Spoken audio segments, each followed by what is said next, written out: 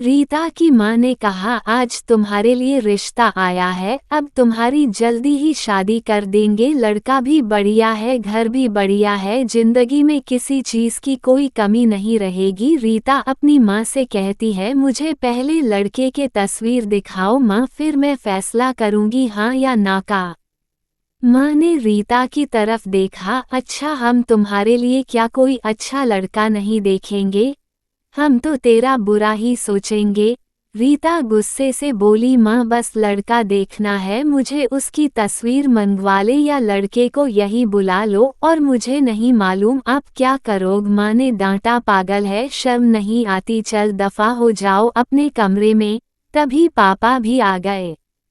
क्यों डांट रही हो मेरी बच्ची को? रीता अपने पापा के पास गई और जाकर कहने लगी, पापा मुझे भी लड़का देखना है। पापा ने मुस्कुराकर कहा, हाँ बेटी तुम्हारी मर्जी से ही करेंगे शादी, कल मैं उसकी तस्वीर मंगवा लूँगा। लड़के का अपना होटल है, पढ़ा लिखा है, प्यारा है। लेकिन रीता को तो लड़का देखना था। दूसरे दिन रीता के पापा लड़के की फोटो मंगवा लेते हैं और रीता फोटो को देखकर कहती है, लड़का तो प्यारा है। रीता ने हाँ कर दी। कुछ दिनों में ही रीता की शादी हो गई। रीता और उसके हमसफर सुशील की अरेंज मैरिज थी। ना कभी मुलाकात हुई, ना कभी कोई बात, कभी एक दूसरे से मिले भी नहीं। ये एक ऐसा पवित्र रिश्ता होता है, दो अजनबी एक जान हो जाते हैं जो कभी जिंदगी में मिले भी ना हो। दो पल भर में एक दूसरे की जान बन जाते हैं। शादी के दूसरे दिन रीता पहली बार अपने ससुराल जाती है तो उसका वहाँ बहुत ज्यादा सत्कार होता है। पूरा दिन कैसे बीत गया पता ही नहीं चला। पहली रात थी, सुशील कमरे में आया, हाथ में आइसक्रीम पकड़ी हुई रीता नजरें झुकाए बैठी थी। आइसक्रीम तो रीता की फेवरेट थी। सुशील को नमस्ते की, सुशील पास बैठ गया। सुशील थोड़ा सा शर्माता भी था। आइसक्रीम खाते हुए बोला, जितने पैसे शादी पर खर्च किए इतने की काश मैं आइसक्रीम खा लेता। रीता का घूंघट उठाकर बोला, आप खाओगी पहले? तो रीता ने शर्माते हुए मना कर दिया। फिर सुशील ने प्यार से कहा, खाली प्यार बढ़ेगा। रीता को आइसक्रीम दी और खुद भी खाने लगा। रीता सारी आइसक्रीम खा गई। सुशील ने जब पूछा, आइसक्रीम पूरी खत्म कर दी? रीता मुस्कुराने लगी, वो तो मैं खा गई। सुशील भी मुस्कुराने लगा, बहुत कंजूस हो आप। पहले कहती नहीं खाती और अब देखो सारी की सारी खा गई हो। यह आइसक्रीम 100 रुपये की थी। रीता सुशील को पहली ही रात इतना तो समझ गई थी कि सुशील दिल का बहुत अच्छा है। रात भर मोहब्बत भरी बातें होती रही। जिंदगी अपनी असल मंजिल की तरफ मुड़ गई थी। वक्त गुजरने लगा। रीता के भाई की शादी थी। रीता 5 महीने की प्रेग्नेंट भी थी। रीता ने सुशील से कहा, मुझे भाई की शादी में जाना है। सुशीला ने रीता के पास बैठकर बोला, रीता डॉक्टर ने आपको लंबी यात्रा करने से मना किया, इसलिए मैं कोई रिस्क नहीं लेना चाहता। मैं नहीं इजाजत दे सकता शादी में जाने की। रीता को बहुत गुस्सा आया। सुशीला, पागल हो गए हो क्या?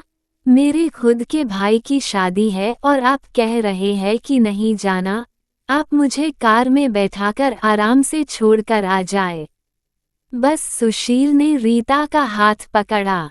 मोहब्बत से फिर समझाने लगा, रीता क्यों बेकार की जिद करती हो? डॉक्टर ने यात्रा करने से मना किया है तो मैं नहीं जाने दे सकता। तुम लापरवाह हो जाती हो और मैं तुमको किसी के भरोसे नहीं छोड़ सकता। इतना कहकर सुशील कमरे से बाहर चला गया। रीता रोने लगी।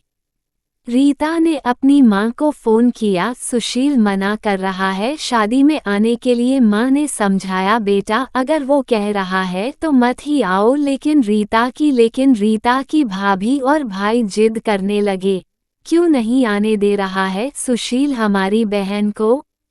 वो रात को आए, सुशील भी घर पर था। कहने लगे कि मेहंदी है, 3 ही बात है, अमृता को लेने आए हैं। सुशील ने रीता की तरफ देखा है। रीता, मैंने क्या कहा था तुमसे? रीता ने नजरें झुका ली, कमरे में चली गई। उठकर सुशील को गुस्सा तो बहुत था लेकिन ये सब्र कर लिया। 2000 रुपया जेब से निकाले, रीता को दिए। ये कुछ पैसे रख लो, बाकी और चाहिए तो ले लेना, मैं आऊंगा कल। रीता बहुत खुश थी। सुशील ने अपने सीने से लगाया, रीता को अपना ख्याल रखना रीता। फिर रीता शादी में चली गई। मेहंदी की रात रीता की बुआ की लड़की भी आई हुई थी। डांस भी किया, काफी एंजॉय किया। बारात वाले दिन जब भाई की बारात लड़की वालों के घर पहुंची तो बारिश हो रही थी। गले में काफी कीचड़ था। रीता का पांव फिसला, गिर गई। गिरते ही उसके पेट में दर्द होने लगा। रीता जोर जोर से रोने लगी। जल्दी से रीता को अस्पताल ले गए। रीता दर्द से चिल्ला रही थी। सुशील को कॉल की रीता के बारे में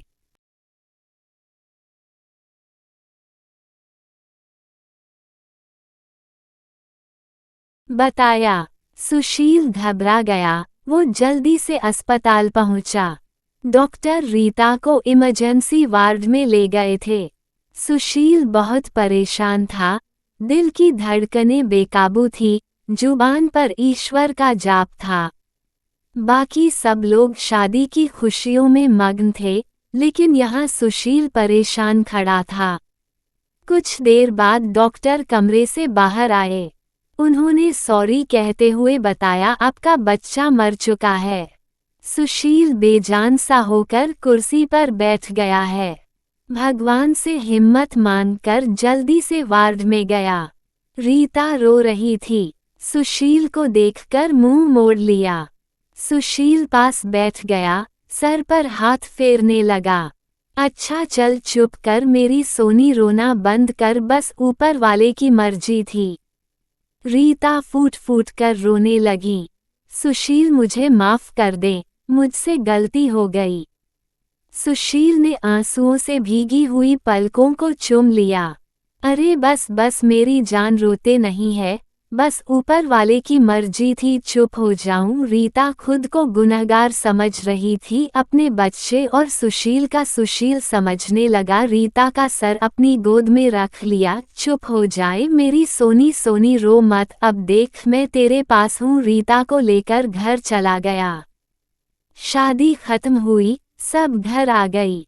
रीता का हाल पूछने रीता खुद पर इल्जाम दे रही थी, मुझे रोका था सुशील ने मां, लेकिन मैं जिद करती रही, शादी में जाना है। अगर मैंने इनकी बात मान ली होती तो आज शायद मैं अपना बच्चा ना खोती। सुशील समझ रहा था रीता दिल ही दिल में खुद को कसूरवार ठहरा रही है।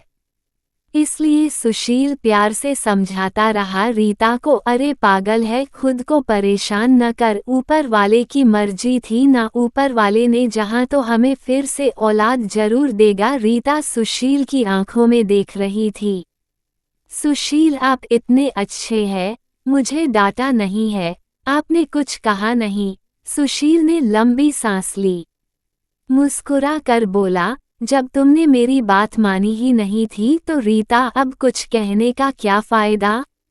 रीता समझ रही थी सुशील का खामोश गुस्सा। कुछ साल बाद फिर ऊपर वाले ने उनको बेटा दे दिया। सब बहुत खुश थे। सुशील बाहों में उठाकर झूमने लगा। अपने बेटे को रीता बेड पर लेटी सुशील की आंखों में बेटे की मोहब्बत में निकलते आंसू देख रही थी। जिंदगी में अच्छे दिन आते हैं, लेकिन अक्लमंद वही होता है जो खुद को हालात में ढाल लेता है। सुशील के 2 भाई जो सुशील से अमीर थे, उन दोनों भाइयों का अपना अच्छा खासा बिजनेस था, लेकिन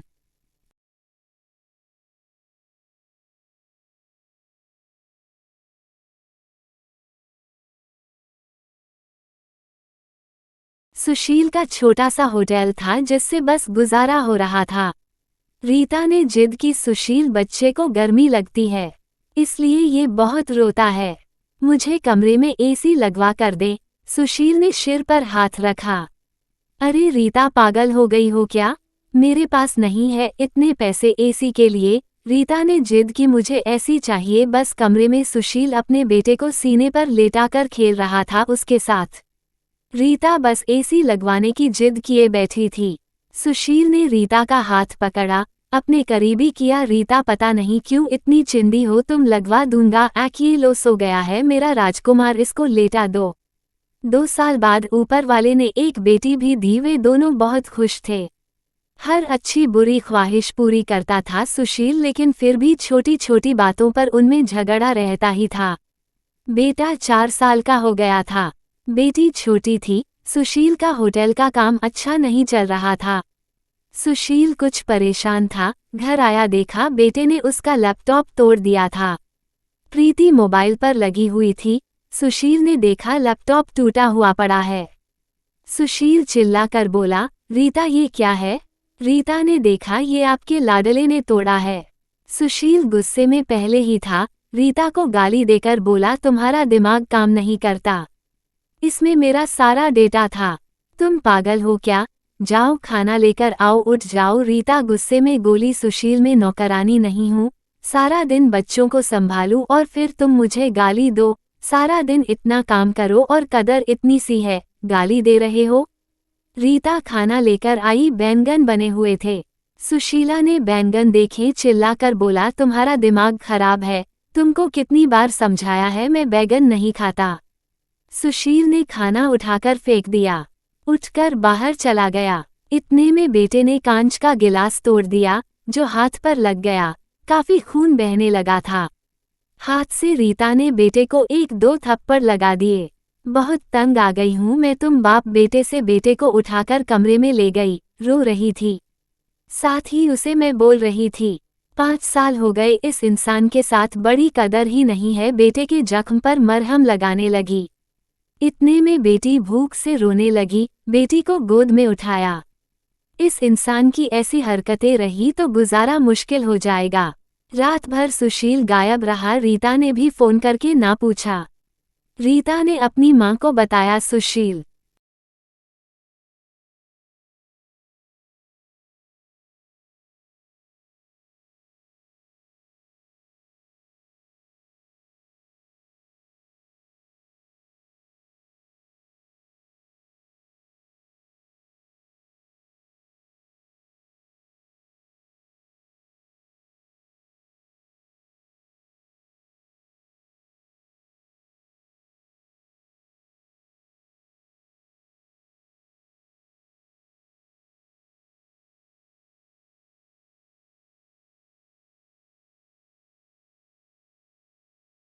सुशील आजकल ना खर्चा दे रहा है, ना अच्छे से बात करता है, गालियां देता है। माँ ने कहा, अच्छा हम करते हैं बात उससे। सुशील को महसूस हुआ उसने अच्छा नहीं किया रीता के साथ। आज घर जाकर रीता को सॉरी करूंगा। घर आया, देखा घर में रीता के माँ बाप, चाचा सब आकर बैठे हुए थे। सुशील ने रीता की तरफ देखा, रीता खामोश रही, नमस्ते किया। उसके बाद बात तो शुरू हो गई। माँ चिल्लाकर बोली, क्यों बेटा तुम खर्चा नहीं देते हो? रीता को क्यों गालियां देते हो? सुशील को बहुत गुस्सा आया। घर की बात ही हम दोनों सुलझा लेते। सुशील ने गुस्से से कहा, इसको सब कुछ देता हूँ, ये बस तमाशा लगाना चाहती हैं। रीता भी गुस्सा थी, वो भी गुस्से में बोली, क्या देते हैं?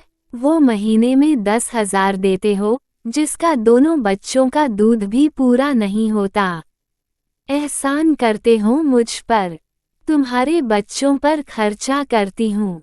बहस इतनी बढ़ गई कि सबके सामने सुशील ने रीता को थप्पड़ मार दिया।